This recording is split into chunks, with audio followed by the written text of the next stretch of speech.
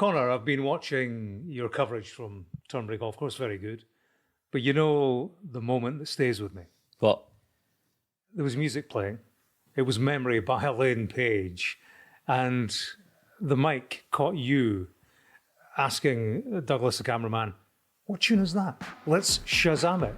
You didn't know Memory by, Donald Trump's booming out this well-kent tune. And it was a mystery to you. I blame it on the wind. I couldn't hear it. The youth of today, you kill me. I'm James Matthews. It's Monday, the 28th of July, day 189 of Trump's second term. And I'm Connor Gillis, back for more. Yeah, welcome back, Connor. We're still in Scotland.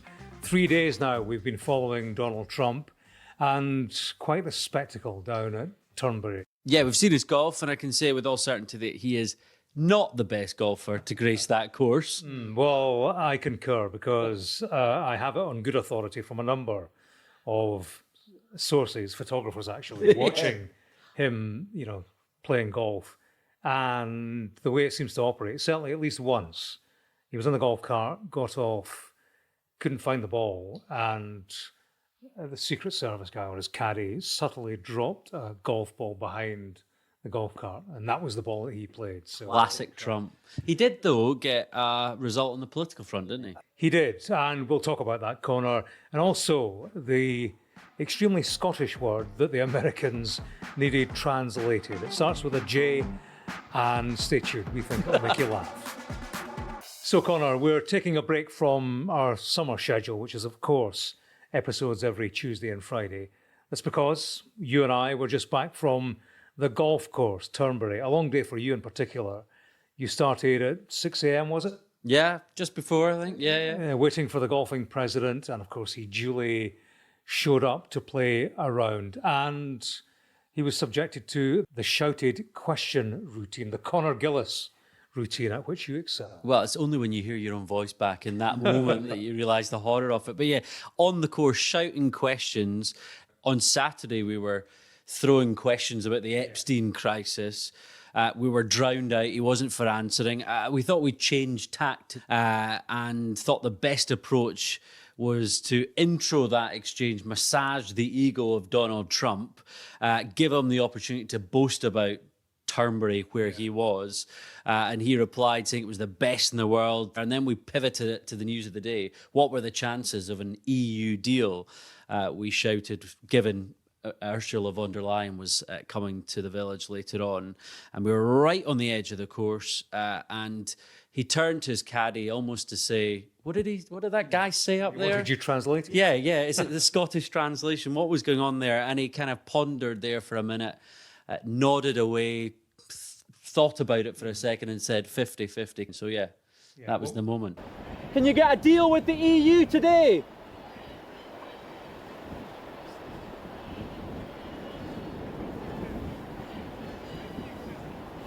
Great stuff, and well done for getting the answer. We'll come back to the golf course experience because there is much to discuss. But yeah, he said to you a deal was 50-50 early on Sunday afternoon, and by Sunday evening, well, he got to 100%.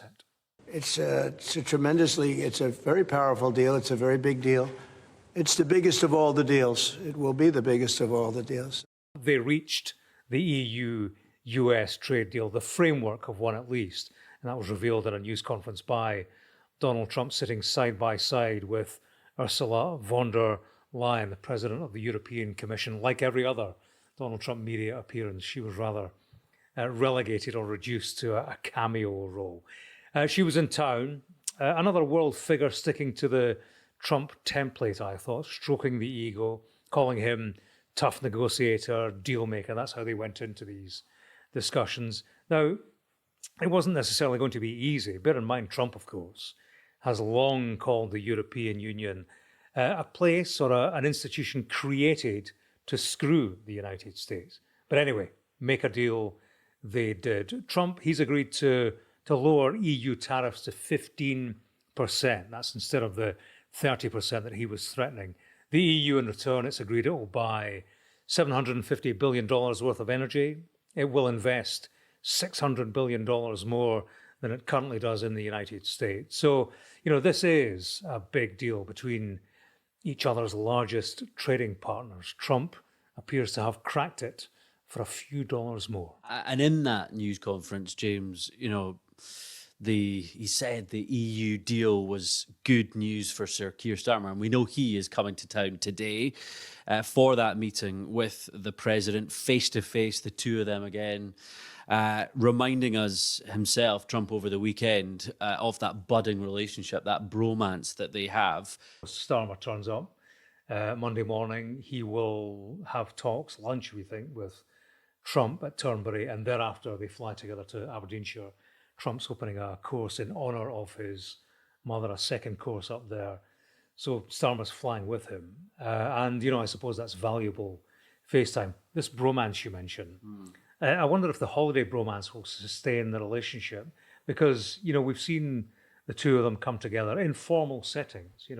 Starmer prepped up to the eyeballs, and that's gone well. The flattery, big on preparation and execution, I think. But of course, tomorrow, this is a private visit. This is an informal setting for Keir Starmer, who, as I understand it, is not a golfer. Yeah, number 10 made that clear. He will not be on the course. Well, exactly. Yeah, so it's the test of any relationship. How do you get along when you're on holiday together? And I do wonder, I wonder what they have to talk about when it's kind of small talk. Football, I'm not so sure about that. Starmer, in fact, I've seen him in action. I remember being in Montreal. We were doing an interview, and to see him work the crowd, that was his go-to line of chat. Do you play football? Yeah.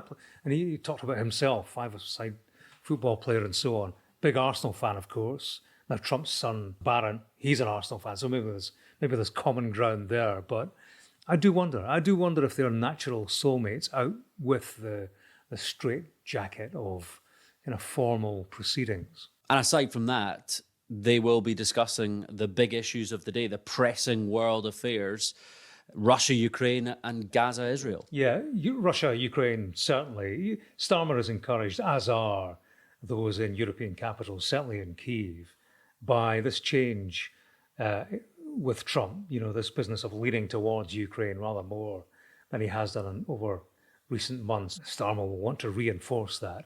On Israel, Trump was asked a question at this news conference, and the question was, British officials want you to encourage Israel and Hamas to get back around the negotiating table. Trump pivoted away from that. He didn't want to discuss that. So we'll see if that indeed is something the Brits want and how Trump responds in due course. Trump, he was talking about Israel in his news conference, actually without saying very much. He was asked also about Israel allowing aid into Gaza. Well, we gave $60 million 2 weeks ago, and nobody even acknowledged it, for food. And it's terrible. You really at least want to have somebody say thank you. No other country gave anything. We gave $60 million 2 weeks ago for food for Gaza. And nobody acknowledged it. Nobody talks about it. And it makes you feel a little bad when you do that, and you have other countries not giving anything. None of the European countries, by the way, gave. Nobody gave but us, and nobody said, "Gee, thank you very much." And it would be nice to have at least a thank you. He did say he'd spoken to Israel's Prime Minister Netanyahu recently. Said they'd covered a number of issues. Iran was included amongst it. He's not happy, Trump. Said Iran had been very nasty with their words, spoke about a con job, said that Iran was still talking about wanting to continue enrichment of nuclear material. So interesting that he floated that notion. We'll see where that takes us. But ominous perhaps, of course, because the Americans only recently bombed Iran's nuclear enrichment sites. And given the kind of scattergun of topics that Donald Trump trotted through in Turnberry in that moment with Ursula von der Leyen sitting alongside him. Yeah, a freewheeling press conference, exactly. not the first time. And he was asked about the Epstein question, wasn't he? We tried to ask that on the golf course yesterday, didn't get very far with that. But, you know, there was much talk about this following him here to Scotland. Mr. President, was part of the rush to get this deal done to knock the Jeffrey Epstein story out? Oh, you got to be kidding with that. No, had nothing to do with it. Only you would think that. That had nothing to do with it. Yeah, so just to wrap up on this, James, that who actually wins from this deal? Is this a success for Donald Trump in the US, or will von der Leyen be heading back in the direction of Brussels with a skip in her step? Yeah, well, I think it works for Donald Trump in terms of a political result he will claim. It also fits into his worldview, his effort to reshape the global trading system, fits with that philosophy that tariffs work, that tariffs are beautiful, to quote him. Whether the American consumer feels the benefit, of course, is another question. That 15% tariff, well, if you look at last year, the average US tariff on goods from the EU was just over 1%. So consumers, companies will see sharp increases in the duties they will pay in future if we assume that these tariffs are passed down the chain to them. As for von der Leyen, it's as good as it was probably going to get in the face of Trump's threat of 30% tariff. Remember, he had threatened 50% before that. 15 is less than worst case scenario on tariff levels. And of course, this deal averts what was shaping up to be a very damaging trade war. Now, Connor, let's go back to the golf course because, you know, Turnberry, the president of the United States, is in town. It's not possible to get that close. And the challenge, your challenge, was to get words with him. Yeah, and it's not, this almost seems trivial, given what we've just been talking about in terms of the big It's news of the not day. much. Well, exactly. But it's not made any easier. Those moments on the golf course, we couldn't believe what we were hearing as we were standing there. The music blasting from the golf carts. Yeah, so you're standing looking at the golf course. Yeah, we're looking right on it. We're on the edge. We're the closest media organisation on the edge of the golf course. And we could hear him before we were seeing him. He was trundling down the course, 20 strong buggy-cade, if we're calling it that. Secret Service covering all the corners. And we heard Uptown Girl kind of swirling around, and I thought, is this some sort of prank? Is this a joke? Has someone got this coming out of their phone or whatever? And no, that wasn't the case. It was getting closer and closer and closer, and then the president himself appeared, and it became apparent that he had something of a boombox on the buggy itself, with the armoured cart nicknamed Golf Force One lingering in the background. Yeah. Everything short of a mobile disco. Well, yes, exactly. Totally unbelievable. And then as he sped away into the distance, we lost sight of him for a few minutes, and the wind was swirling around, continuing to carry the sound. Then came Cats the musical, Elaine Page. You're saying that now. Yeah. This is to drown out your questions, I assume. Well, this is it. Is this part of the distraction technique? Because last time around when Donald Trump was on the course, you know yourself, there were many a protester there, and they were loud, they were vocal. So was this in anticipation of a rerun of that? We had the organised demonstrations that were well documented in Edinburgh and Glasgow and Aberdeen, and those went off without any arrest whatsoever. But in Turnberry, there were more supporters, actually, for Donald Trump, given this is a local businessman, after all, and the president. And as the motorcade arrived on Friday into the village, there were a few MAGA hats, people waving US flags and sorts. And I think you spoke to a couple that came up from Liverpool. They had indeed, yeah. Wearing mega hats, actually, make England great again. He's not a politician. He's not a career politician. He's pretty much the opposite of that. And he says what he thinks. Donald Trump cares. He wants to make America great. He cares about his own people, and that's what people want. And for all the talk of those protesters in Turnberry itself, it didn't really come to much, actually. The early indications had been suggesting that they were going to draw something in the sand or try and annoy Trump in that fashion, but it didn't happen. They couldn't really get close, and that was because they were throwing the kitchen sink at those policing efforts, the security efforts, the snipers on the edges, the army, the navy. There were sniffer dogs, the usual scene when the president comes to town. But we did clock one small group of protesters on the Ayrshire coast when he arrived on Friday night. Yeah, it's interesting. The protests, they've been quite creative, haven't they, in terms of the banners and the slogans.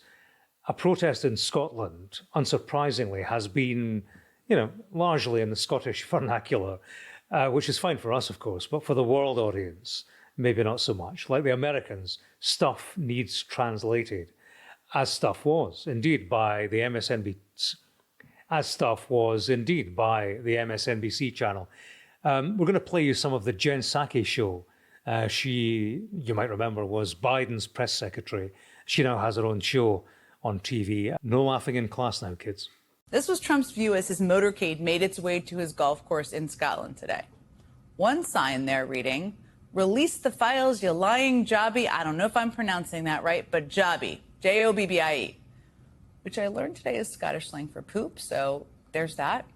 Jobbi. Jane Psaki there. A hero to all the schoolboy humorists. Yeah, Jen Psaki saying Joby. That's the content we're here for. But listen, you're right, schoolboys, talking about schoolboy humorists, every schoolboy knows. Talking about schoolboy humorists, schoolboys will be recoiling at the spelling of that particular word. There's no way Joby is spelt with an IE. It's got to be a Y, Yeah. We say tomato, they say tomato. Let's call the whole thing off. Back to Donald Trump's press conference, Connor. Back to news conference, Donald Trump, Connor. He did veer slightly off topic, no surprise there. Spoke about offshore wind farms, not for the first time, wind farms off the coast of Ayrshire. He made clear his thoughts on what he calls windmills. I mean, today I'm playing the best course, I think, in the world, Turnberry. Even though I own it, it's probably the best course in the world, right? And I look over the horizon and I see 9 windmills. It's like right at the end of the 18th. I said, isn't that a shame? What a shame. They're noisy. You have a certain place in the Massachusetts area that over the last 20 years had 1 or 2 whales wash ashore, and over the last short period of time, they had 18, okay? Because it's driving them loco. It's driving them crazy. Now, windmills will not come. It's not going to happen in the United States. Yeah, he made clear he wasn't in a great mood when von der Leyen was in the room, and he seized this moment to talk about the topic that he hates so much, offshore wind. He called them a con job yet again. He said they were killing the birds.